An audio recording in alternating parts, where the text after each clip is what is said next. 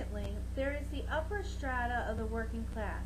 This is also an extremely broad category, including the upper strata of unionized skilled workers and also most of the new working class of proletarianized or semi-proletarianized intellect workers.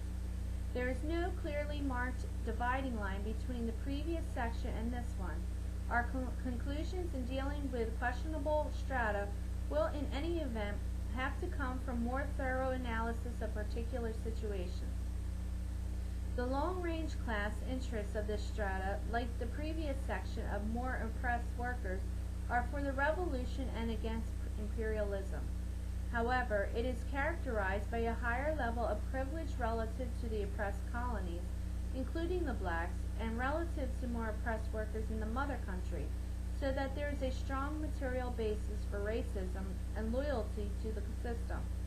In a revolutionary situation where the people's force were on the offensive and the ruling class was clearly losing, most of this upper strata of the working class will be winnable to the revolution, while at least some sections of it will probably identify their interests with imperialism till the end and oppose the revolution.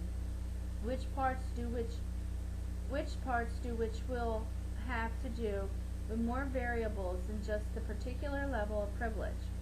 The further development of the situation will clarify where this section will go, although it is clear that either way we do not put any emphasis on reaching older employed workers from this strata at this time. The exception is where they are important to the black liberation struggle, the Third World, or the youth movement in particular situations such as with teachers, hospital technicians, etc., in which cases we must fight particularly hard to organize them around a revolutionary line of full support for black liberation and the international revolution against U.S. imperialism.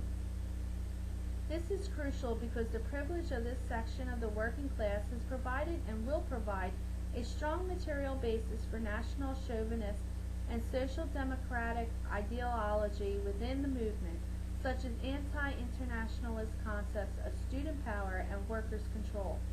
Another consideration in understanding the interests of this segment is that because of the way it developed and how its skills and its privileges were earned over time, the differential between the position of youth and older workers is in many ways greater for this section than any other in the population.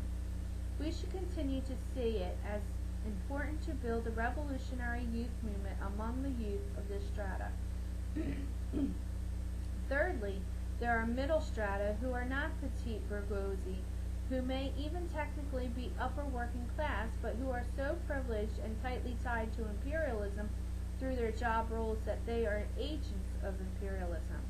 This section includes management, personnel, corporate lawyers, hired civil servants, and other government agents, army officers, etc. Because their job categories require and promote a close identification with the interests of the ruling class, these strata are enemies of the revolution. Fourthly, and last among the categories we're going to deal with, is the petite bourgeoisie.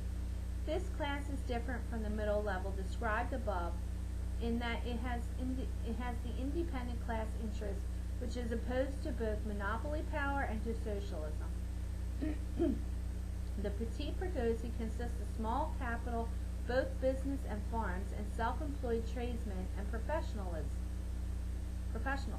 Many professionals work for monopoly capital and are either the upper level of the working class or in the dent class interest, anti-monopoly capital, but for capitalism rather than socialism gives it a political character of some opposition to big government, like its increased spending and taxes and its totalitarianism, extension of its control into every aspect of life, and to big labor, which is at this time itself part of the monopoly capitalist power structure.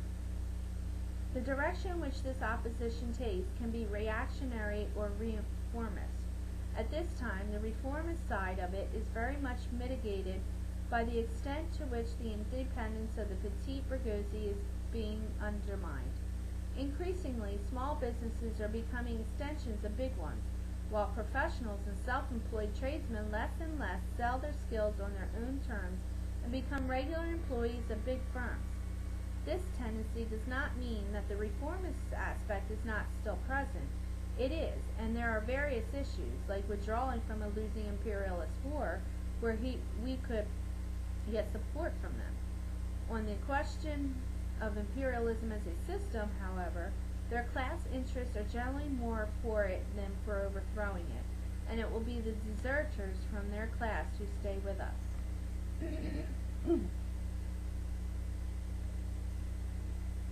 8.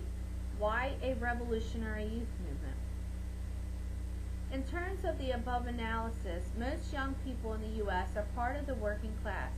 Although not yet employed, young people whose parents sell their labor power for wages, and more important, who themselves expect to do the same in the future, or go into the army or be unemployed, are undeniably members of the working class.